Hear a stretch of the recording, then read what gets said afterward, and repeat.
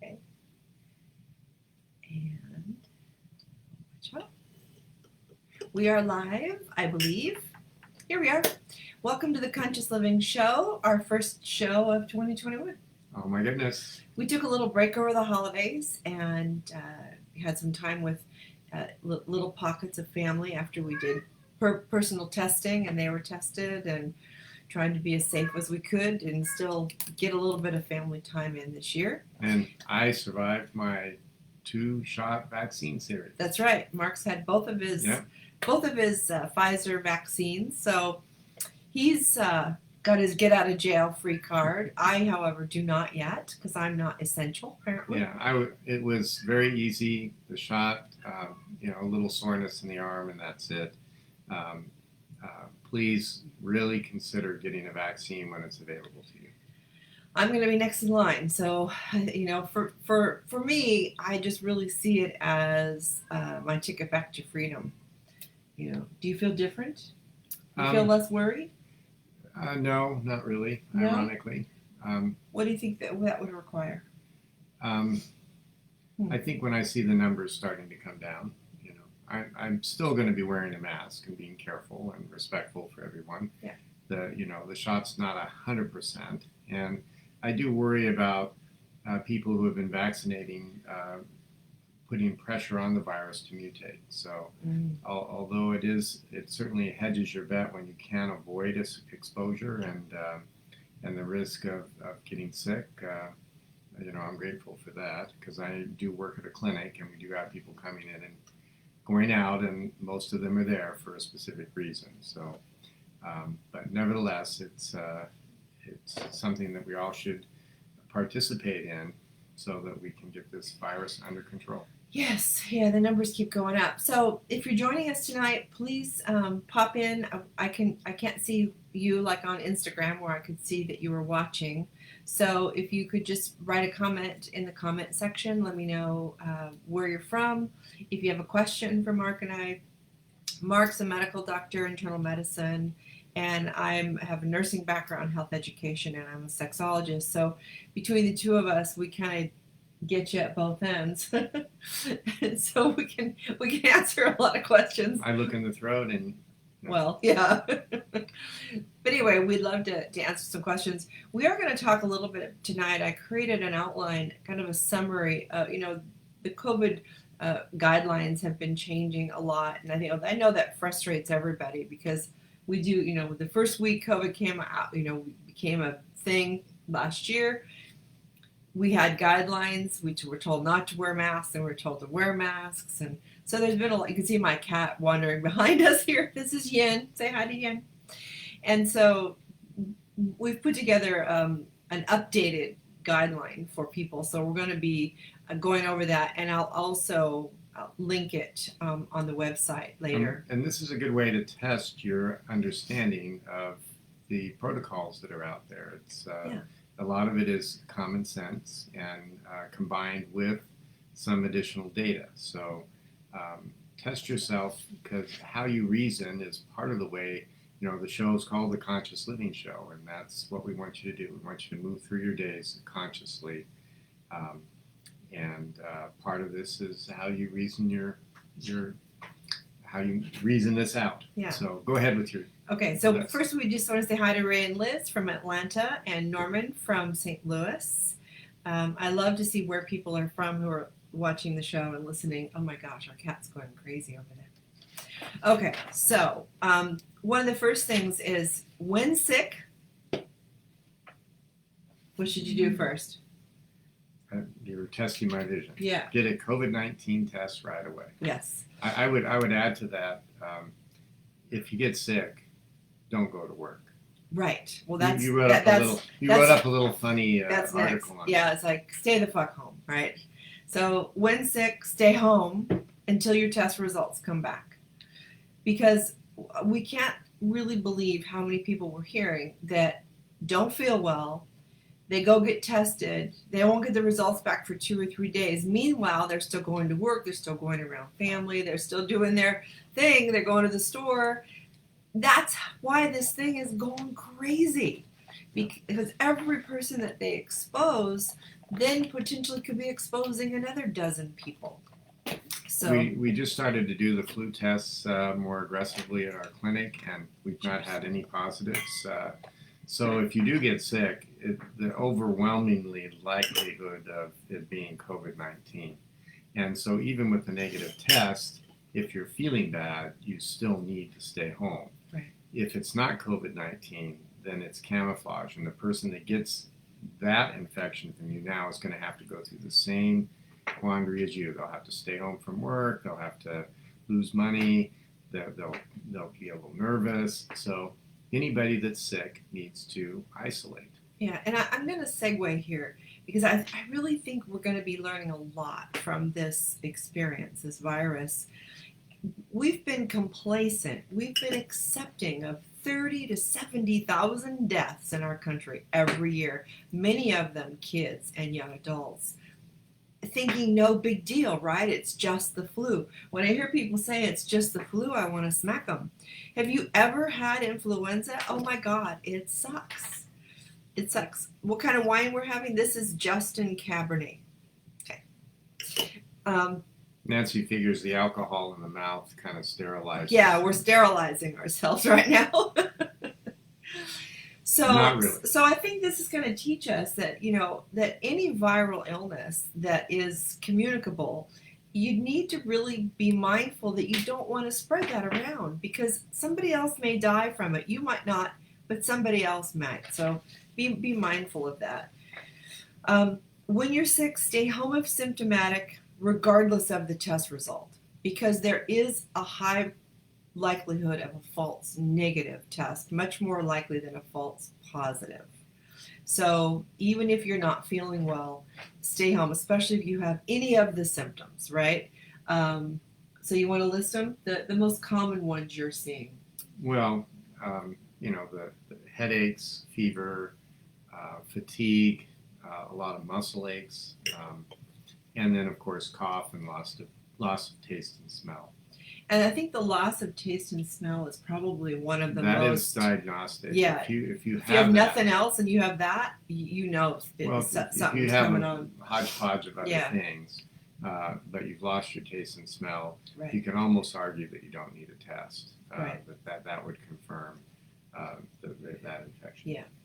And when you're sick, when you're at home, wear a mask. If you live with anybody else, if you have anybody else in your family, wear a mask. And isolate yourself away from your family. You need to be quarantining, but you also need to be isolating. I think that's really critical. One of the things that we've kind of worked through is what happens to a family. And let's say you have a family of 4, and one person gets sick, and they don't isolate away from everybody else. Well, then on day 10, when you think that this should be over, right? One other person gets sick. They've been exposing everybody. So now the 10 days starts over. And that could go on for 40 days. So I think you really have to look at, be realistic. It's a 10-day span where you need to lock it down as long as at the end of 10 days, there's nobody that's symptomatic. If everybody's cool by then you're good to go. But isolating away from your family is really, in China, they just put people in hotels, which seemed really reasonable for the sick person. And each time that at home, each time that you get close to each other, give a hug, don't wash your hands, even before you actually become symptomatic, is an opportunity for the virus to spread because you're most infectious a few days before you actually get sick. Ironically, as you are sick, that actually signals that you're going to start to recover. So, be a little extra careful at home, even on a normal, regular day. Be that careful. Norman wants to know if loss of appetite is one of the symptoms. I think that dovetails in with fatigue. Mm-hmm. People get fatigued and they do lose their appetite. And some GI symptoms too. But pretty quickly other things come, and it's not a subtle infection. Most people feel it and know that it's happening. It's not so bad though that it causes you to stop what you're doing.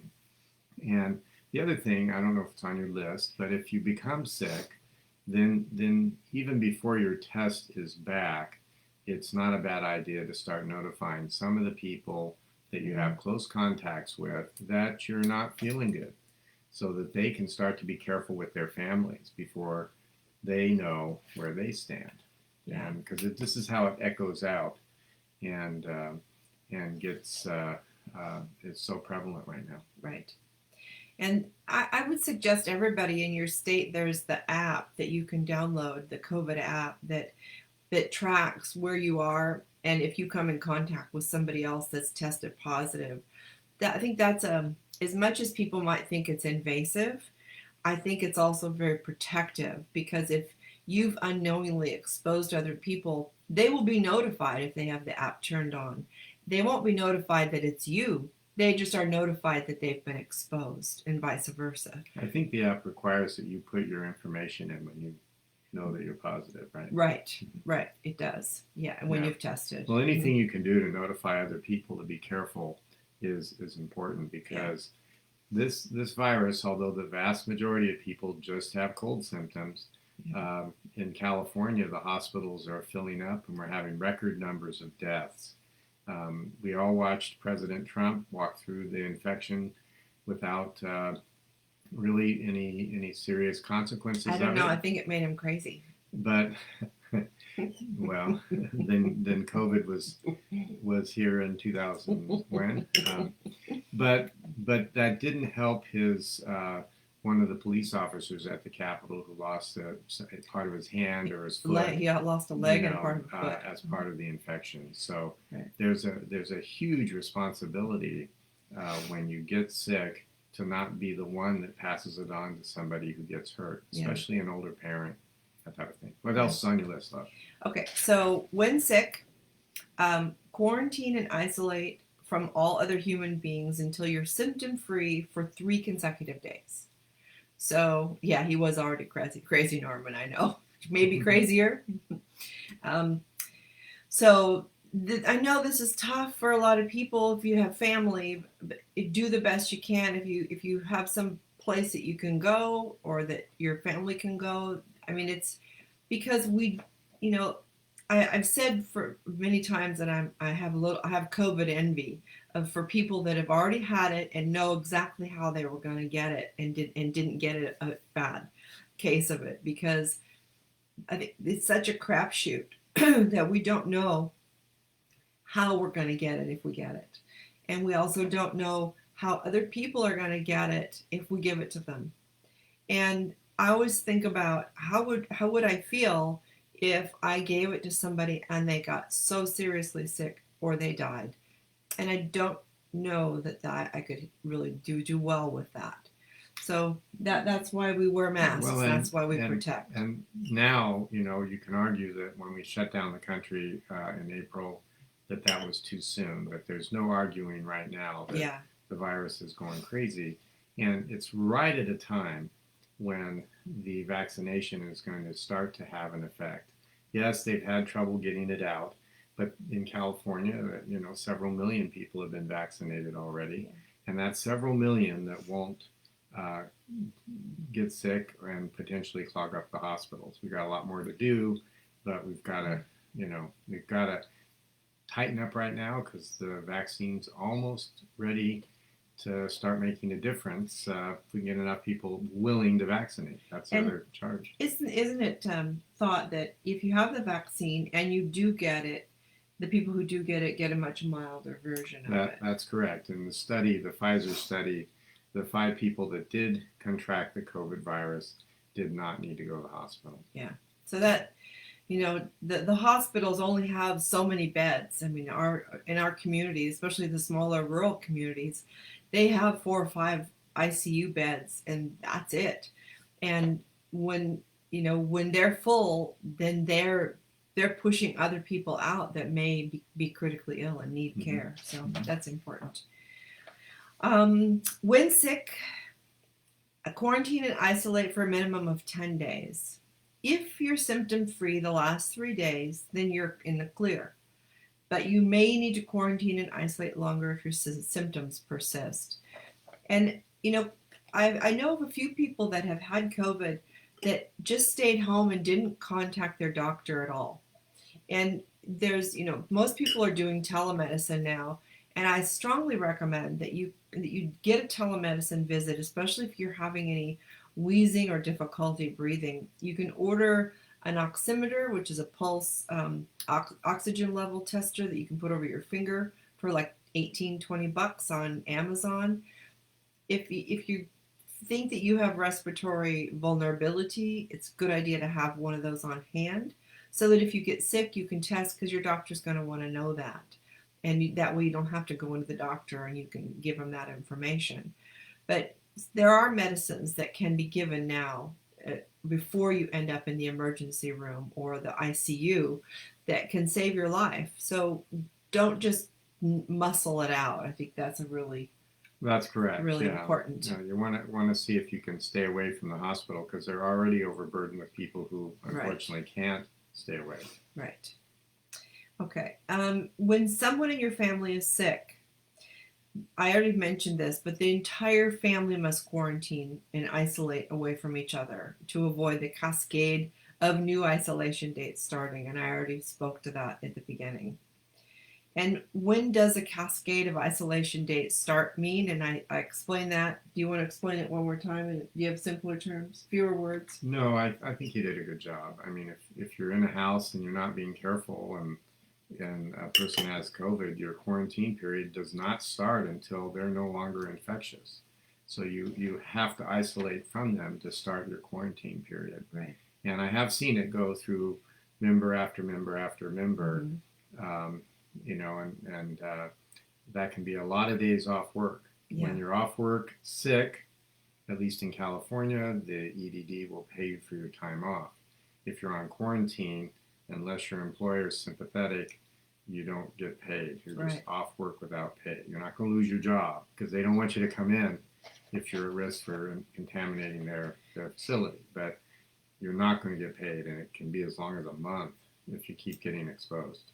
And honestly, we can't stress this enough, but if you're sick, if you have a cold, what you think is a cold, or allergies, or just a little flu, there's a high likelihood that it's COVID.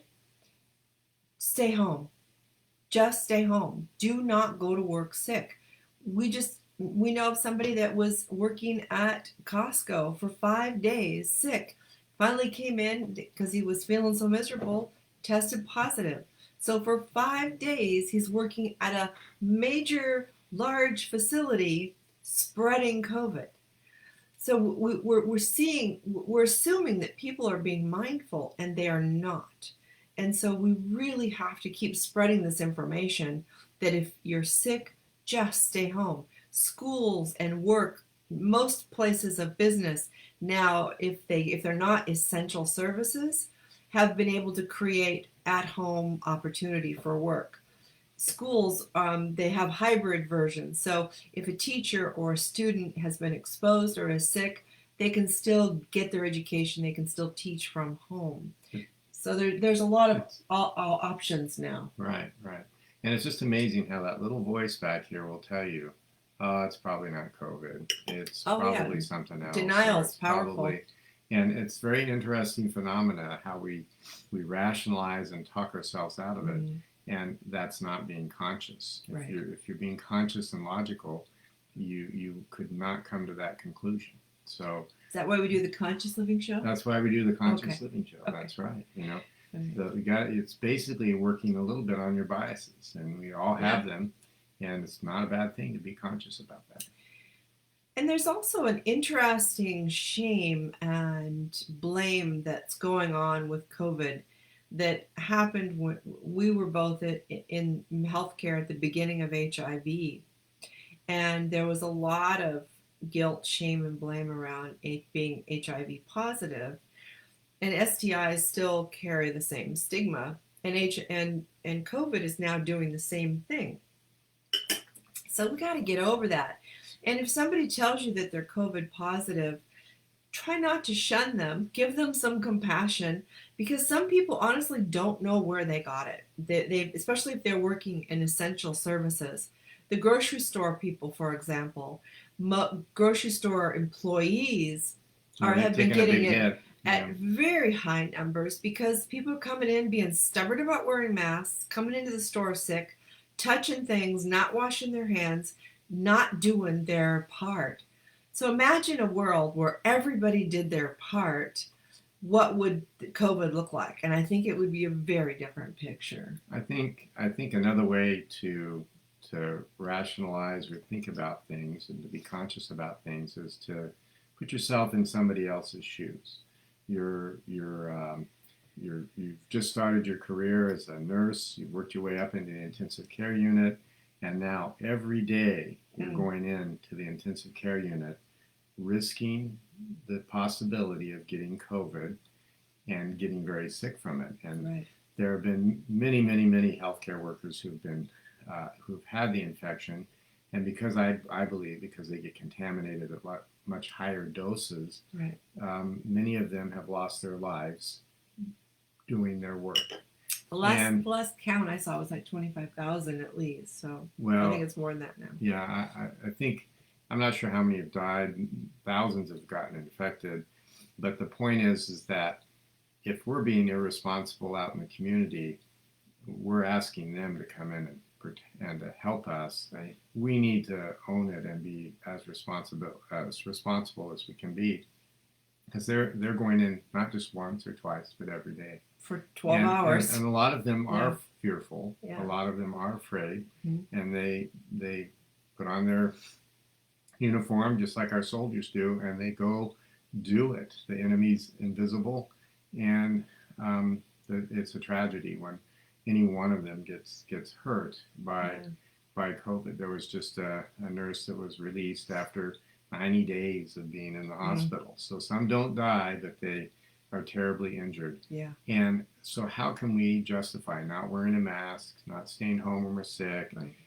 social distancing as much as possible, and even being a little bit more careful in our home environment? It's not that much to ask for a little bit longer. Right. And then the last thing is, it's not that much to ask to get vaccinated. I know there's a lot of people out there who are fearful of vaccines, but take time to look at some of the images of how vaccines have affected other illnesses, and you can see the impact. Look up the vaccine charts on measles, chickenpox, polio, smallpox is almost gone. Look up those. We used to have, when I started practicing, we used to have pneumococcal pneumonia. Yeah. And children would get many, many ear infections with that. And now the vaccination has made pneumococcal pneumonia very rare.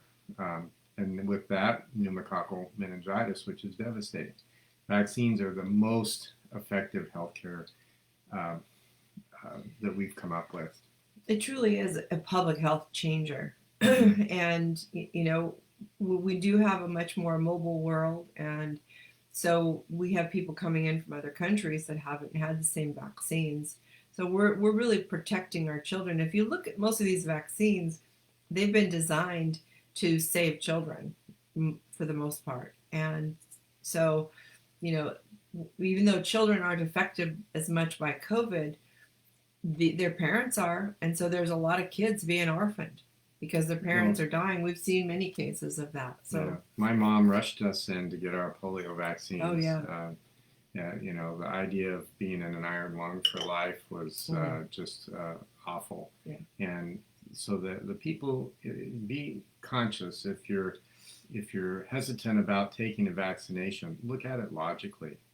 Don't let the emotions come in. Look at the science, and you'll be fine. This all started with autism, and people who would not take a vaccine figuring that their children might get autism. But then when they become adults, they still don't offer them, or teens, they still don't offer them vaccines long after any chance of autism to develop has passed. So there's just a basic fear, and they'll use reasons, excuses not to take it. It's not logical. Look at it logically.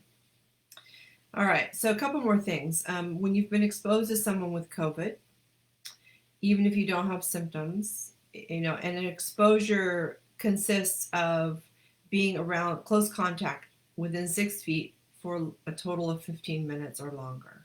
That's what they consider an exposure. And that's what the app will pick up on. And so you need to quarantine for 7 days and arrange for a test between day 5 and 7, because oftentimes it takes a couple of days to get it back. If you're still asymptomatic and your test comes back negative at that point, then you're free to go. But if you get tested too soon, this is what happens. People get exposed and then they go get a test that next day. Chances are that test will be negative, whether you've been infected or not, because there's not enough virus to pick up on the tests. So that's why it's just safer to quarantine and then get the test so that you really know whether you're in the clear or not. Because you would feel bad if you believed the negative test and then you went out and you exposed other people and then found out that you had been a super spreader. The 7-day recommendation has been a compromise because people weren't adhering to the longer 14-day recommendation, which is probably more science-based. Right. Each day that goes by, it's less. Most people develop symptoms on day 5, between day 3 and 5 after the exposure, but there are some that can be asymptomatic for a full 14 days. Yeah. So if you do go back to work after 7 days with a negative test, you have to ask yourself, okay, I'm going to go back to work. I'm going to wear a mask. I'm going to be very careful at work.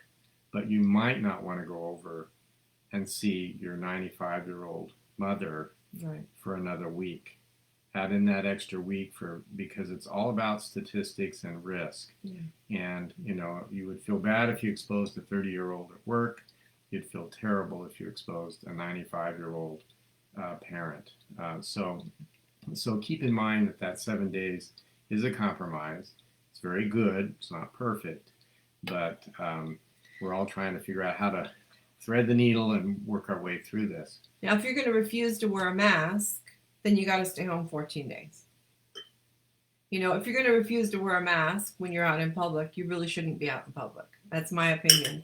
You're exposing people and you're being exposed.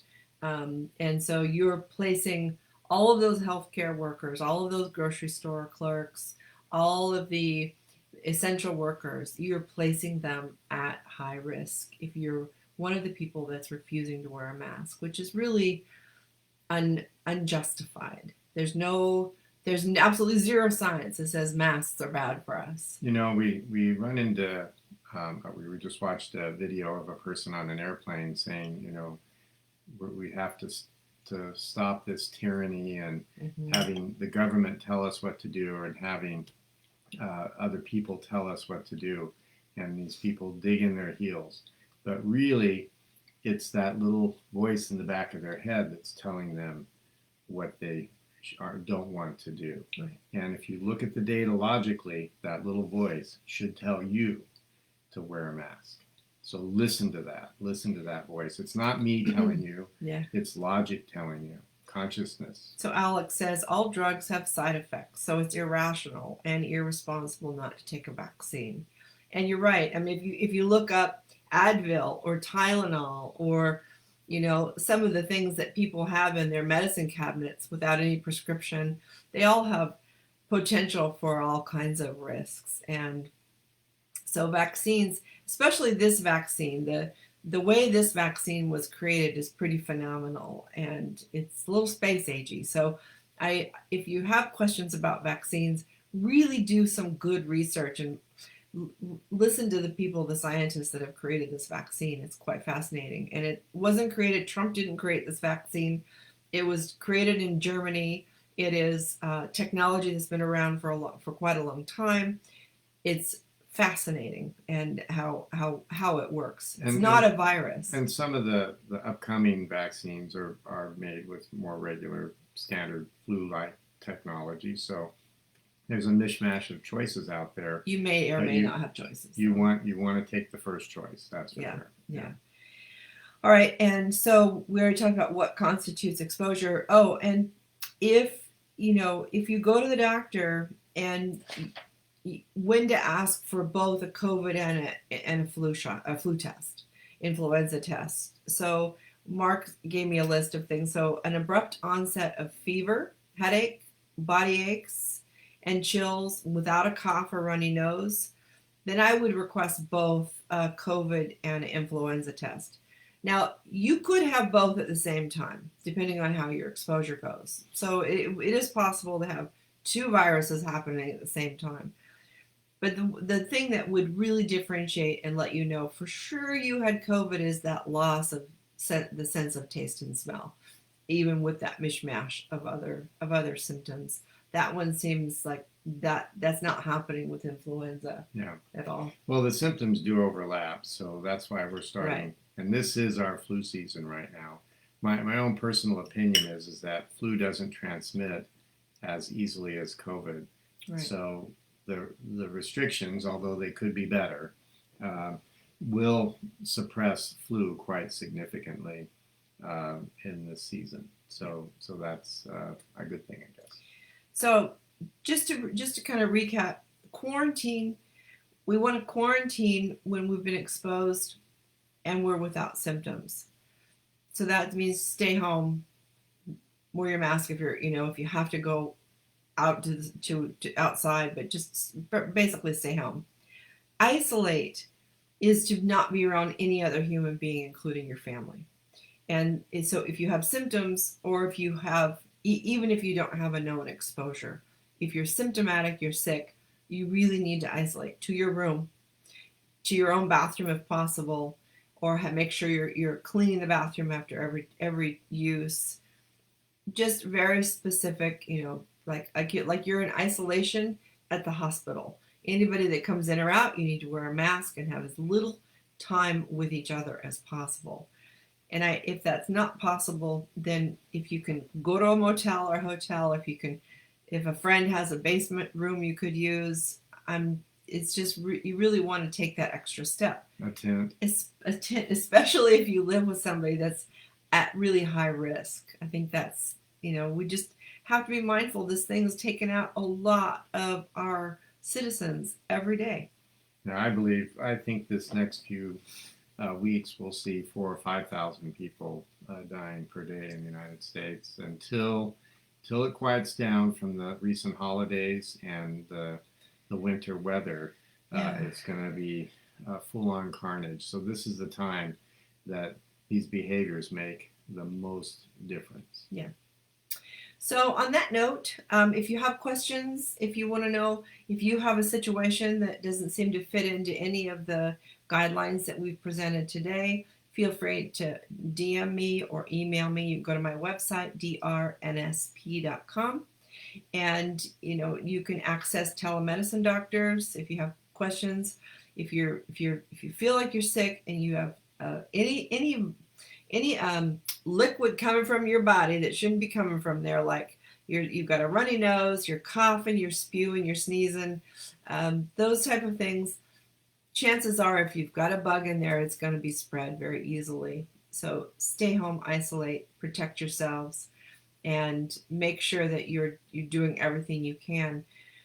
And this is a crazy time. There's lots of craziness happening around us. So stress levels are high, which means that we're all in kind of that stress mode, which makes it even harder for us to heal when we're presented with a challenge physically. And one last thing, you always tell me, what should we be doing? Every day, vitamin D. Yeah, we need, and I have a couple different versions of vitamin D. So I have two ways of getting vitamin D, but the one in the bottle, 10,000 IUs a day is probably the best thing you could be doing for yourself right now, especially in the winter months, and especially if you have darker skin, because the darker your skin, the more vulnerable you are. And you're not going to none of us in the northern hemisphere can be outside enough to get enough sun to make enough vitamin D. That's why flu season typically is this time of year. Viral illnesses are much more easily spread and transmitted. So take your vitamin D. Zinc is also another that's being recommended. to use zinc lozenges if you get a little bit of a sore throat, or just taking extra zinc. And also eat healthy, get your rest, do everything that you can. Try not to stress. Try not to stress. Meditate. Even Turn if off your your TV. Your chat, yeah, turn off the TV. Turn off the news. Yeah, get rid of Twitter. You know, all the things. Well, Twitter's safe now. Twitter's safe. Yeah, we're all Twitter safe now. Much more so. Yeah. All right, love. All right. Do you have anything else you want to say? Don't drink too much. Don't drink too much. 1 glass of red wine. Antioxidants, good for your heart. Hi, Tina. Your stress is on and off. I know it's a challenge to not be stressed right now. Let's take a deep breath together. Ready?